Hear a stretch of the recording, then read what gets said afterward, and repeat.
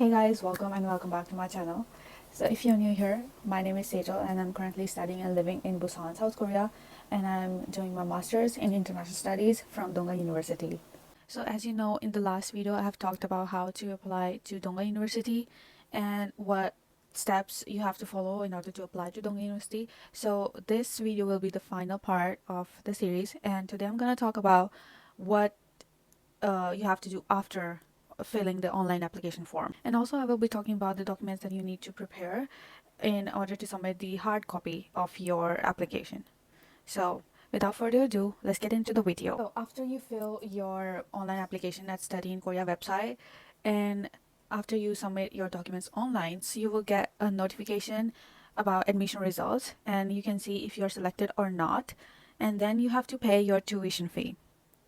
And with that, you also have to submit your hard copy of the documents. This is very important step that you have to physically post the documents, the original documents to the university in a certain period of deadline.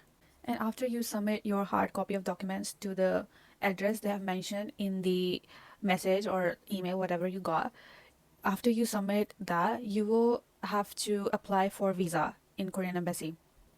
So the visa for undergraduate and graduate program is D2 visa. For Korean language program, it's D4 visa. But if you are coming for undergraduate or graduate studies or even PhD, you need to apply for D2 visa. So how you're gonna apply D2 visa is that university will send you a certificate after you got selected, and once you have paid your tuition fee and send your documents to the university will send you another certificate which will help you get D2 visa from the embassy. You have to apply for visa by yourself. University will not apply on behalf of you. You need to get that certificate, and from that certificate you need to get D2 visa on your own. So for that, you need that certificate of admission in Donga University and your bank statement and your previous degree or something, whichever you have. Either if you have like high school graduate certificate or undergraduate certificate, whatever it is, you need to get ready, and you need to get it done as soon as possible because visa takes a lot of time. Sometimes your bank statement is not up to date or whatever other reason it may can get into the way of your visa process. So as early as possible it should be done. And once you get your visa, the next thing you have to do is your course registration and arrival preparations. So the thing is, in Korea you have to do course registration, like which classes you want to take in that particular semester. So every university will send you email to the selected candidates, and you need to apply for classes by your own. That's in the course registration, and you will get a student ID. So from that student ID you can do the course registration, and you just need to book your flights to come to Korea. That's it. So now let's talk about the documents that you need to prepare for sending to Donga University. So first, let's start with the documents that all the applicants need regardless of their degree and the course. It applies to all undergraduate and graduate students. So first is admission application. Once you submit your online form, you will get admission application form. So you need to get that printed out. Second is your passport size photograph with white background.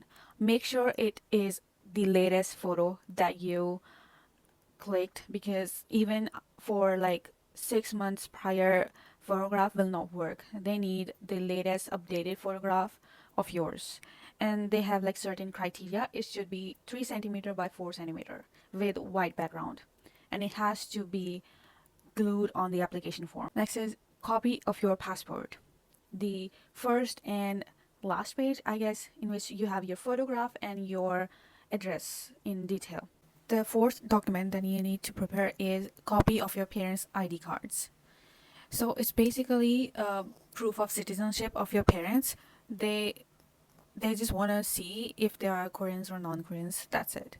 So for Indians, I guess now they have declared passport as a non-citizenship document. So I don't know what to prepare for your parents' ID, but I guess your voter ID and your passport, both, You can send both of them, or I guess birth certificate. You need to clarify this from the university itself, because for me, I sent my parents' voter ID and passport copy. So I think 2 years ago that was fine, but now they have declared passport as a not a proof of citizenship document. So you need to clarify with Korean embassy or the university itself. And next, fifth is parent-student relationship certificate. So it's like proving like they are your parents. So that means your birth certificate and again passport or something. And you on your passport you have your mother's and father's name, right? So your passport can be this document. But personally I send my birth certificate, so that worked. And one thing to notice here is, as in India, birth certificate, I think they made in regional languages in every other state. Like for me, it was in Hindi and in English, both. So I didn't translated it to English because it was already in English. So for some states, they make the birth certificate in whole their regional language, like Punjabi or Tamil or something else. So you need to get that birth certificate translated in English, and then you need to get it apostille or notarized. You cannot give your birth certificate in your regional language to get apostille or notarized. It will get rejected by the university. So you need to have that thing in your mind. And sixth is proof of language proficiency. It consists of IELTS, TOPIK exam, TOEIC exam, and it need to be latest. Every certificate like TOPIK or IELTS, they have a validity of 2 years. So if it's not up to date or latest, it will not count as your language proficiency certificate. And next is financial ability documents. This requires your bank statement. It has to have a minimum amount in your bank account so that they will know that you are capable of surviving in a foreign country. So these are the amount in USD and Korean won. So you can, convert it into INR and you can show it in your bank statement. And for some students, like their parents or someone like acquaintance are sponsoring them, so you need to get their financial statement, like bank statement and their employment certificate as well. Like what do they do and what amount do they have in their bank account if they are sponsoring you.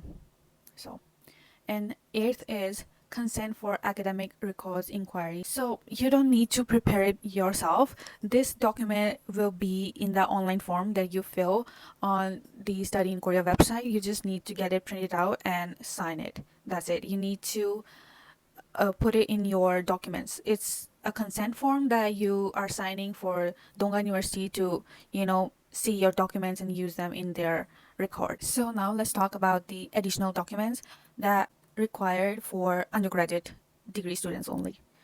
So for undergraduate students, they need to prepare high school graduation certificate and high school transcript. And these both documents need to be in English and apostille. Because again, in some regions of India, they make the graduation certificate and transcript in their regional languages or in Hindi. So you need to get them translated in English first and then get it apostille or notarized. It's very important to do it in this sequence, because if you get your graduation certificate, for example, get apostille first and then get it translated into English, the stamp won't be on the translated document. So you need to get it translated first in English and then you need to get it apostille. Now let's talk about the additional documents that graduate students need. Only graduate students who are coming here for master's or doctoral degree. So for them, they need to have a personal statement in Korean or in English. This form is also in the online application form, so you have to print it out from there and put it in your hard copy documents. And also the study plan. It's also the form 2 in the online application form, so you need to get printed out from there too. And next is bachelor's degree diploma or degree certificate, whatever it is. You have to get it apostille, and if it's in your regional language, so first get it translated in English or Korean and get it apostille then. Next is university transcripts. Again, it has to be apostille with translation. And next is research proposal. This is also in the online application form and in form 5. This is not required for master's degree students.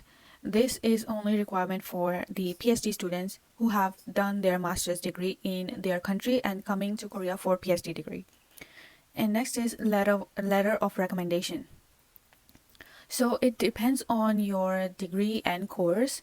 Some master's degree don't require letter of recommendation, but some courses require a letter of recommendation from your previous university professor, or if you had done a job or something previously in your country that you think a letter of recommendation would be helpful in your application, so you can get it from there.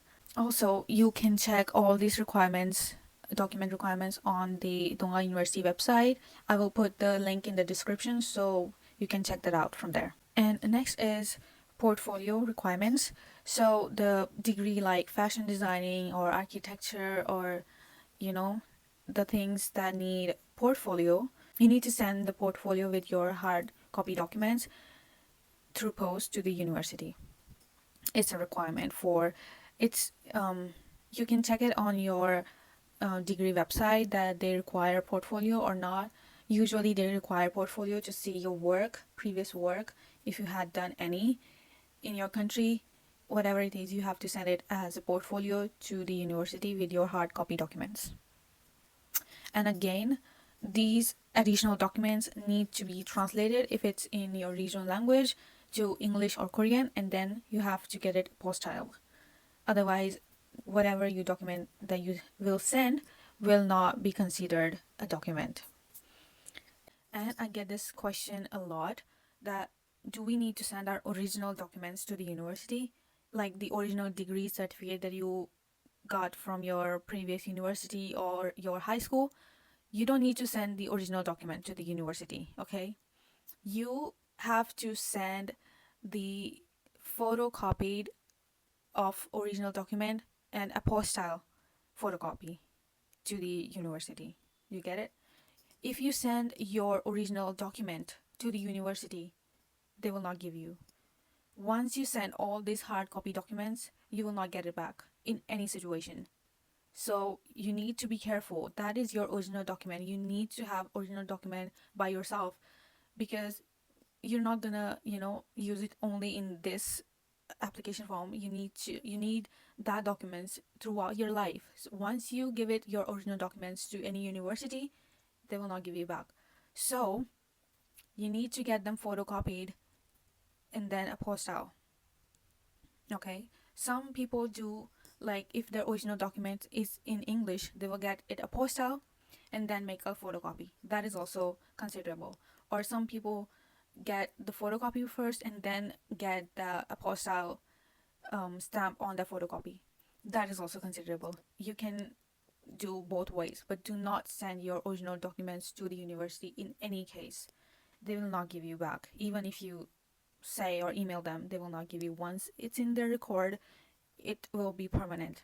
You need to be really careful with your documents, because once you send them the documents, once you post it and they will get your documents, there's not a chance that you can change your documents. So upload everything correctly in the first time. So that's it for today's video. I hope this video helped you, and this was the last part of the series, how to apply to Donga University. So if this video helped you, please like, share and subscribe to my channel. And if you have any questions, just drop it in the comment section, or you can DM me on Instagram. I will try to help you.